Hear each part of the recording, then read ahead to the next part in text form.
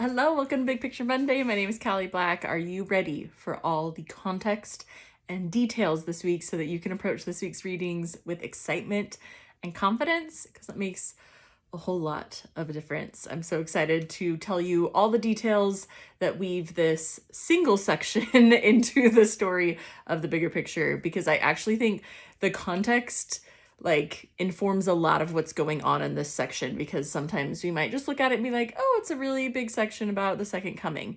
And there's a lot more to it. And there's a lot of contributing factors for why Joseph received this revelation exactly when he did, that I find fascinating. It's so fun to learn this stuff. I love it.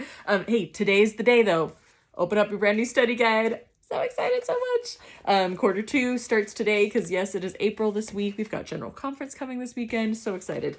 But open this up and join along with me as we go through the Big Picture Monday part, but then also look for way more in your study guide, like information about every single person I'm mentioning, the map that'll show you everything for this week, descriptions of the places, themes to focus on, quick reference material for all the sections, and 7 spiritual guiding questions for each week so that you can apply these scriptures to your life. So check that out. If you haven't gotten it yet, you could totally order now. And if you order from Amazon, it'll be at your house in a couple days. You know how fast Amazon is, right?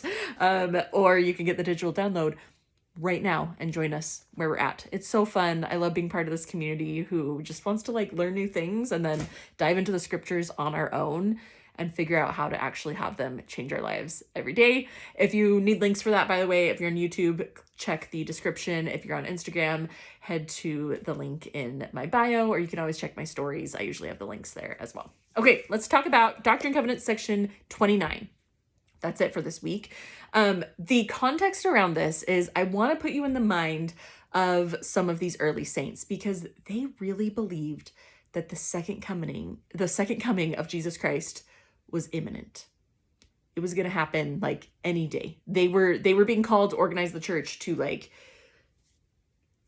welcome him there within the next couple weeks or something, which I think is kind of interesting, is a lot of people have this mindset throughout all of church history, even to today, right? So many of us are it's happening this week, right? That mindset has been here since the very organization of the church. And so there was really this mindset of we're going to be here for the second coming, and worrying about that and thinking about it. And along with that, we have Hiram Page. Now, Hiram Page we talked about last week because he was the one who was receiving some revelations that he said were for the entire church. And Joseph received section 28 that basically told Oliver to tell Hiram, no, only people that can receive revelation for the entire church is my prophet. That's the only person. But what was Hiram receiving his revelations about? It was actually about the second coming. It was a lot of things about what the last days will look like, what type of people the Lord will be looking for as his elect people who he wants to be near during his second coming. And so people are kind of getting, I don't want to say frenzy, but they're really focused on this topic. And this all kind of comes to a head in September 1830. We're still here in Fayette, when the church is getting ready to have their second church conference. September 1830, second church conference. Here we go. But as Joseph gathers with some elders of the church right before the conference is about to start, this topic naturally comes up. When is the second coming? What are these signs that we're looking for? What will the last days look like? What will things look like when Jesus actually comes? And who will he be looking for? Who are his righteous people on the earth? And Joseph decides to pray and receive a revelation about what people want to know.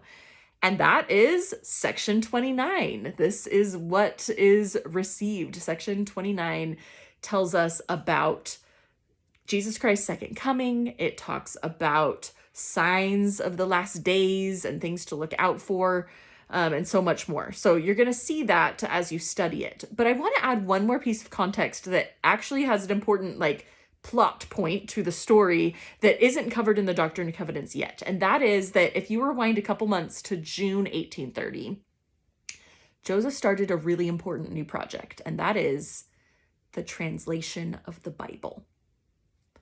this was a big one. This would take him years to finish, huge process. And when we say translation of the Bible, because the Bible's already in English, right? Like, what is he doing? What he means is he was taking a copy of the King James Version of the Bible, and he was going through it, and he was praying and receiving revelation of what should be added or changed or taken out or reworded, anything that the Lord impressed him to do as he was going through the Bible.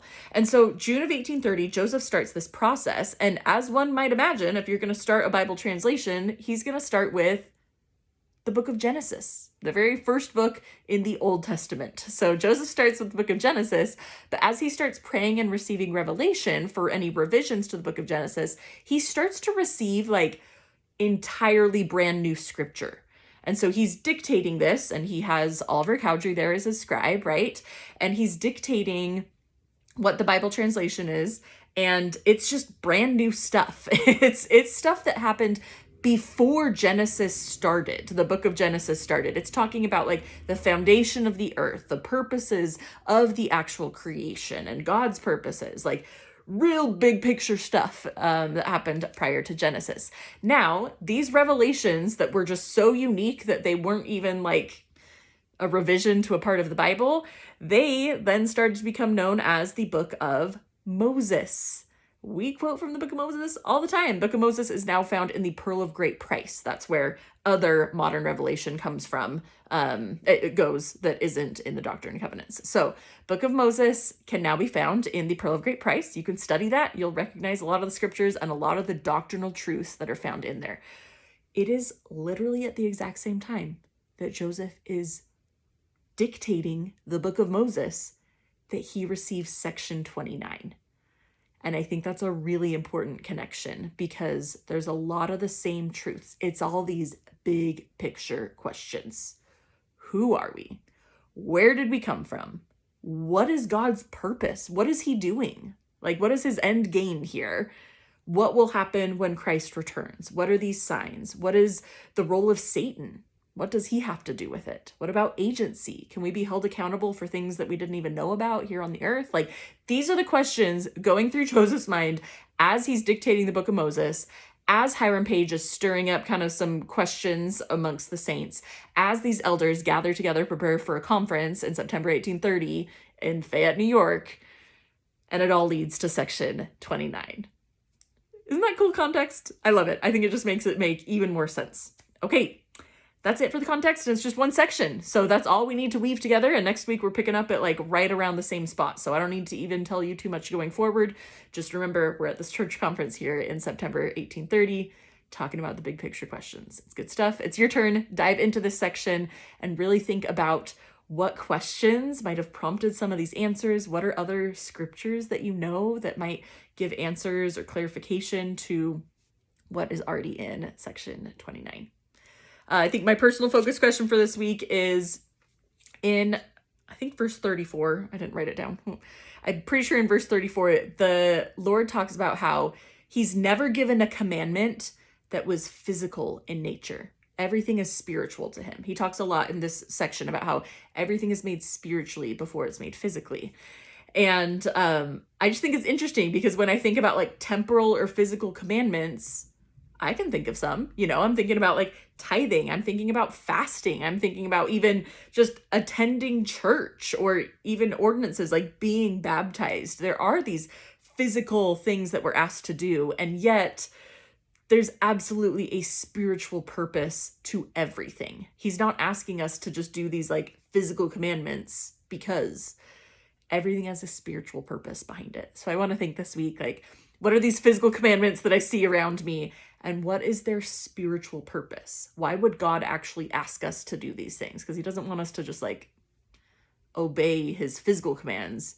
He wants us to change spiritually. And so what's the purpose? And maybe how can I do better at remembering those things when I'm starting to just go through the motions and do things physically out of habit? All right. Have a great week this week. Enjoy General Conference. I'll be back next week with the next one. Happy studying.